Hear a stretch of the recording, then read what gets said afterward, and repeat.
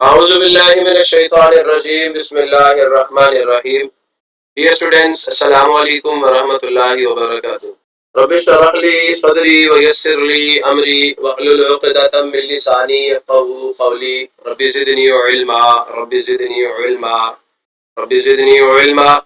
Allahumma inni as'aluka ilman nafi'a wa rizqan tayyiba wa 'amalan mutaqabbala.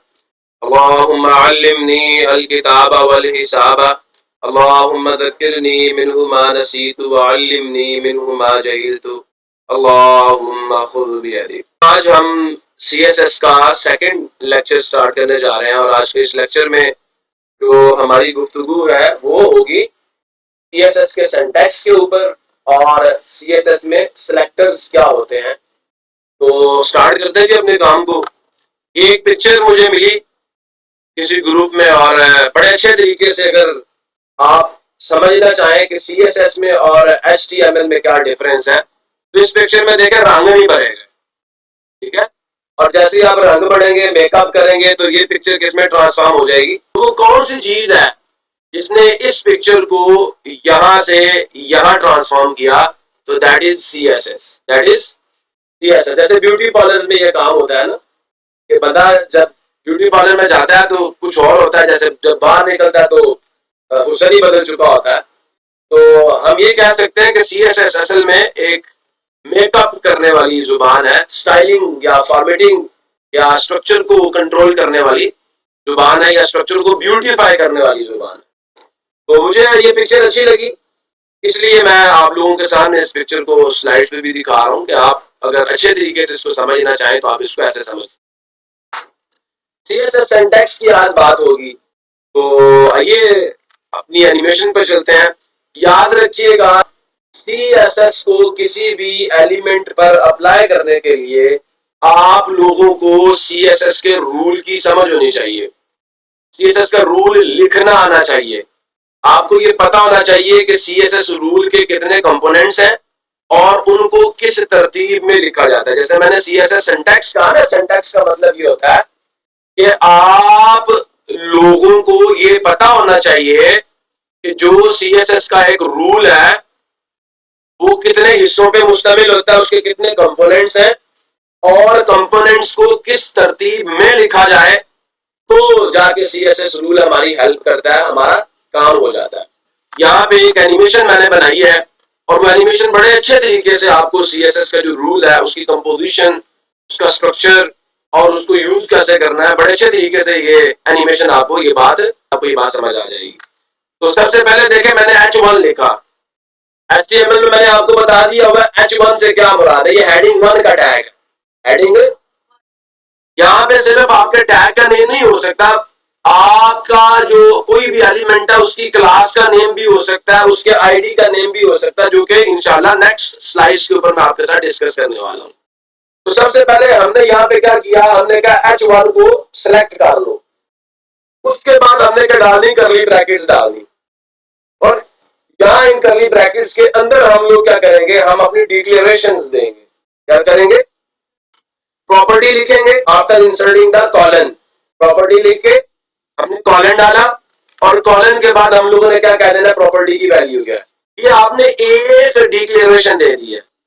अब मैं अगर दूसरी प्रॉपर्टी देना चाहूं, मैंने कहा जो हेडिंग 1 है इसका कलर ब्लू कर दो, ब्लू हो जाएगा। तो जितनी हेडिंग 1 मौजूद है ना, जितनी भी है मेरे एक वेब पेज के ऊपर जिसके साथ मैंने अपनी CSS की फाइल को एसोसिएट किया है, उसके ऊपर जितने भी H1 के टैग्स हैं उन सब के ऊपर क्या अप्लाई कर दो, ब्लू कलर अप्लाई कर दो। अब मैं चाहता हूं मैं एक और प्रॉपर्टी दूं तो मुझे सेमी कॉलन देना पड़ेगा। एक प्रॉपर्टी मैंने लिखी, उसका नाम लिखा, उसकी वैल्यू दे दी, दरम्यान में सेमी कॉलन लिख दिया, एक डिक्लेरेशन मैंने डाल दी, फिर मैंने क्या दिया, सेमी कॉलन दिया, उसके बाद दूसरी प्रॉपर्टी का नाम दिया और कॉलन लिखा और फिर उसकी वैल्यू दे दी मैंने, और इसके बाद फिर मैंने सेमी कॉलन दे दिया। क्लियर हुआ नहीं हुआ? मैंने अब दो डिक्लेरेशंस दे दी हैं, मतलब दो प्रॉपर्टीज और उनकी वैल्यूज मैंने यहाँ पे मेंशन कर दी है। और यहाँ पे याद रखिएगा ये जो पहले मैंने चीज मेंशन की है ना H1, अब गौर से समझना कि ये जो ब्रैकेट के अंदर चीजें मौजूद है इनको हम लोग क्या कहते हैं और ये जो ब्रैकेट के बाहर चीज मौजूद है इसको हम लोग क्या कहते हैं। तो ये जो H1 का टैग मैंने यहाँ पे H1 टैग का मैंने नाम यहाँ पे मेंशन किया है, एलिमेंट का नाम मैंने मेंशन किया है, या कुछ और जो मैं यहाँ पे लिखूंगा इंशाल्लाह आगे नेक्स्ट आने वाली स्लाइड्स के ऊपर। तो इस चीज को हम लोग क्या कहते हैं, इस चीज को हम लोग कहते हैं सिलेक्टर।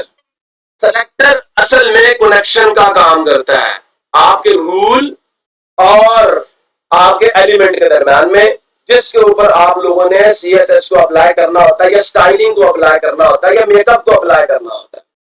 तो पहली चीज सिलेक्टर समझ आ गई कि सबसे पहले आपने सिलेक्टर लिखना है।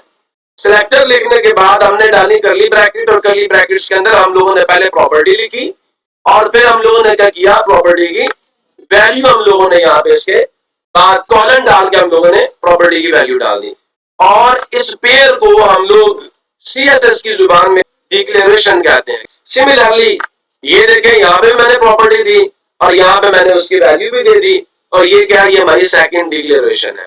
और इन दोनों को हम लोग किससे सेपरेट कर रहे हैं, by using the semi colon. इस पूरे ब्लॉक को ना जो करली ब्रैकेट्स के अंदर हमने डाला हुआ है, इसको डिक्लेरेशन ब्लॉक कहते हैं, और इसे हम सिलेक्टर कहते हैं।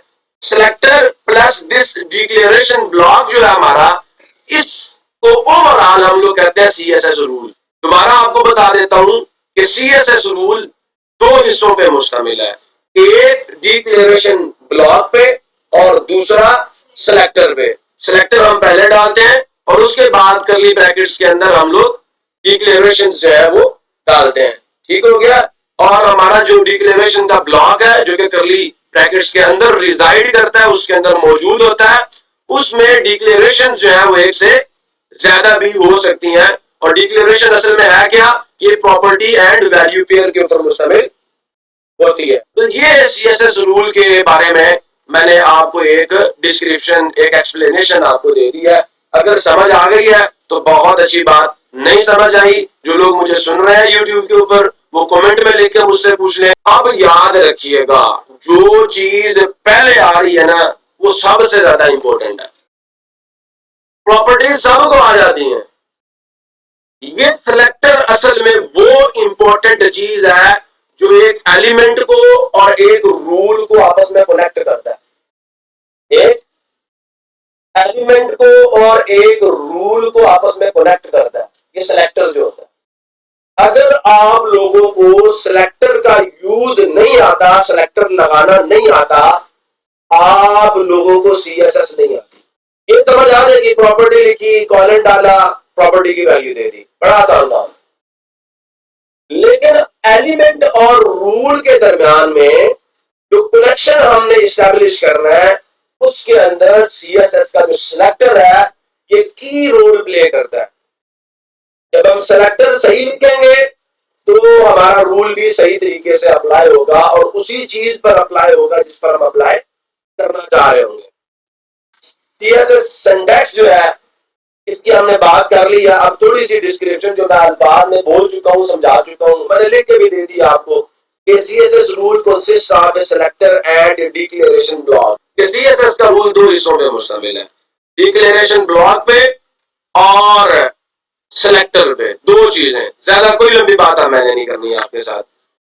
The selector points to the HTML element you want to style. क्या मतलब बना इसका, कि जो सिलेक्टर है ना, ये इशारा करता है, ये कनेक्शन बनाता है उस पर्टिकुलर एलिमेंट के साथ या ग्रुप ऑफ एलिमेंट्स के साथ जिसको हम लोगों ने टारगेट करना है, या जिसको हमने स्टाइल करना है, या जिसके ऊपर हमने स्टाइलिंग अप्लाई करनी है, या जिसके ऊपर हमने मेकअप अप्लाई करना है।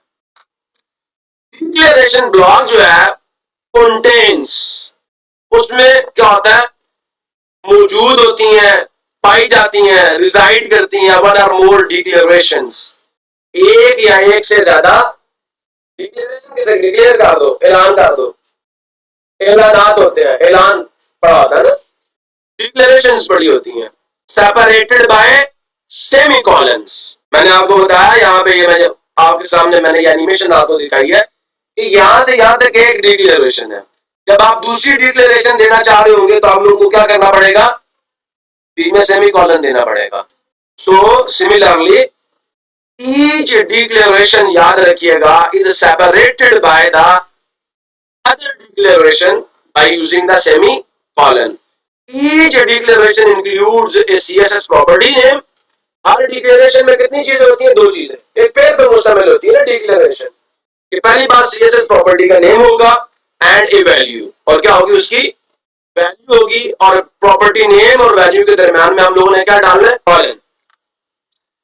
Multiple CSS declarations are separated with semicolons, मैं आपको बता चुका हूं, and declaration blocks are surrounded by curly brackets. जो आपका डिक्लेरेशन का ब्लॉक होगा उसको हमने करली ब्रैकेट्स के अंदर इनक्लोज करना है। सारी बातें मैंने लिख के भी आपको बता दी हैं।